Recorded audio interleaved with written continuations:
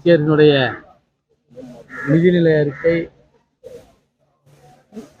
நீண்ட இழுபறிக்கு பிறகு இன்று தாக்கல் செய்யப்பட்டிருக்கிறது.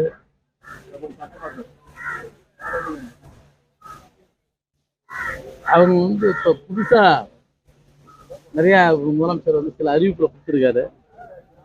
ஆனால் எவ்வளோ நம்மளுடைய நிதி இப்போ இருக்குதுன்றதை சொல்லிட்டாங்க. புதிதாக மத்திய அரசுலேருந்து எந்த சிறப்பு நிதியும் உங்களுக்கு கிடைக்கல. நிதி ஆயோகத்தில் முதலமைச்சர் கல்நண்டா கட்சியர்கின்ற ஒரு கருத்தை பிஜேபி உறுப்பினர்லாம் சொல்லிட்டு போயிடுறாங்க.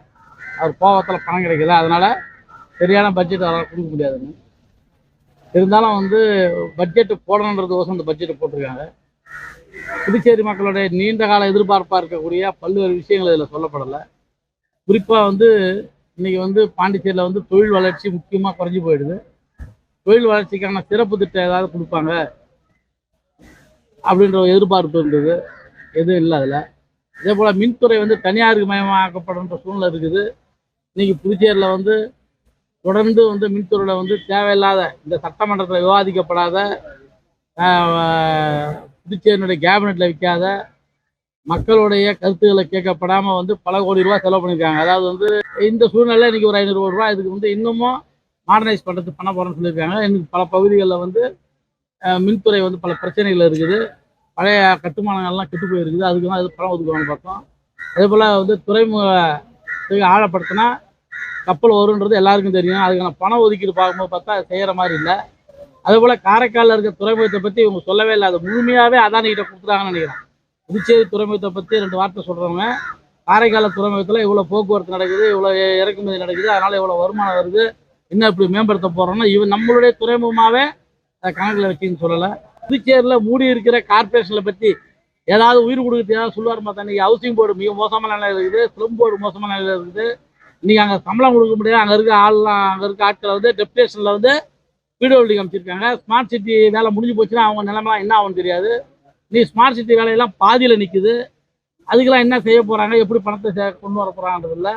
நீ பல்வேறு விஷயத்த சொல்லியிருக்காரு. ஆனால் புதுச்சேரி மக்கள் எதிர்பார்க்கக்கூடிய இன்றைக்கி மேம்பாலங்கள், இன்றைக்கி மேம்பாலம் நகராட்சி புதுச்சேரியில் இன்றைக்கி சுத்தமாக சுற்றுலா மக்கள் போக முடியல, உள்ளூர் மக்கள் வெளியில் வர முடியல.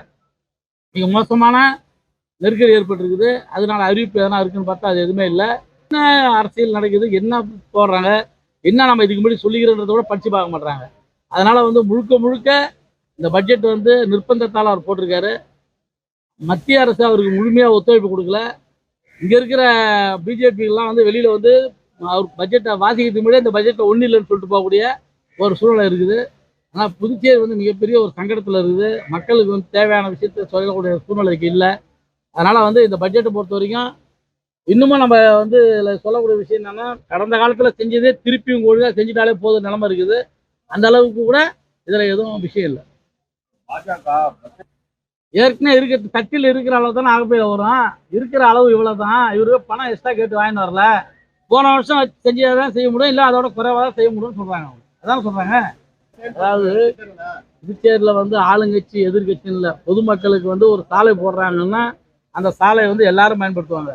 ஒரு பெரிய பெட் டேம் கட்டுறாங்கன்னா அந்த பெட் டேம் மேலே புதுச்சேரி மக்களுக்கு பூரா பலனும் கிடைக்கும்.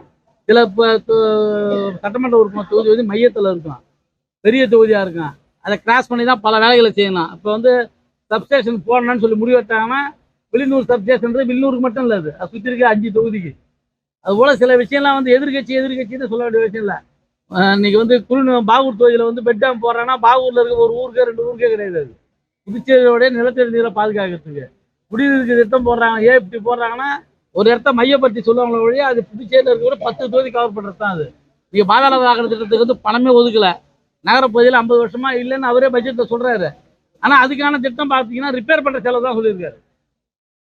அது ஒரு காலகட்டம், ஒரு 30 வருஷம் தான் பயன்பாட்டுகளில் இருக்கும் அப்படின்னு இருக்கிற ஒரு சூழ்நிலையை நீங்கள் 50 வருஷம் ஓடிட்டாங்க. இன்றைக்கி மோசமான நிலையில் எல்லா தெருவிலும் அடப்பு இருக்குது. அது முழுமையாக செய்யணும், செய்யறதுக்கான பணம் ஒதுக்கீடு இல்லை.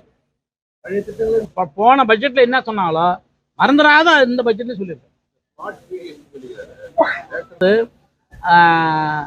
எத்தனை அமுது சொற்பின்னு ஒன்று திறந்து இப்போ விளங்காத இருக்குது இல்லையா, அதுபோல் இது கோஆப்டிவ் ஷாப் மாதிரி சொல்கிறாங்க. அதாவது இப்போ தனியார் வச்சுருக்காங்க இல்லையா, சூப்பர் ஸ்டோர், அது போல் சொல்கிறாங்க எல்லா பொருளும் கொண்டு வந்து வச்சுருக்குன்னு சொல்லிட்டு.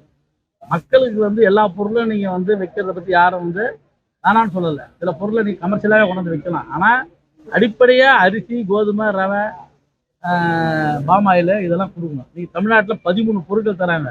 முதலமைச்சர் போய் பார்த்துட்டு வந்திருக்காரு. அந்த 13 பொருட்கள் கூட நீங்கள் எதை வேணா வைங்க. நீங்கள் சோப்பு வைங்க, சீப்பு வைங்க, எதை வேணா கொண்டாங்க. ஆனால் அடிப்படை வந்து என்னன்னா, அந்தந்த பகுதிக்கு எப்படி ரேஷன் கடை ஏற்கனவே எல்லா பகுதியிலும் இருந்ததோ அதே போல் எல்லா பகுதியிலும் திறக்கணும். ஏதோ தொகுதிக்கு 2 இடத்துல பேருக்கு திறக்கக்கூடிய சூப்பர் மார்க்கெட் தான் சொல்றாரு நினைக்கிறாங்க. எதிர்பார்த்த பட்ஜெட் இல்லை, இது ஏமாற்றதான் பட்ஜெட்.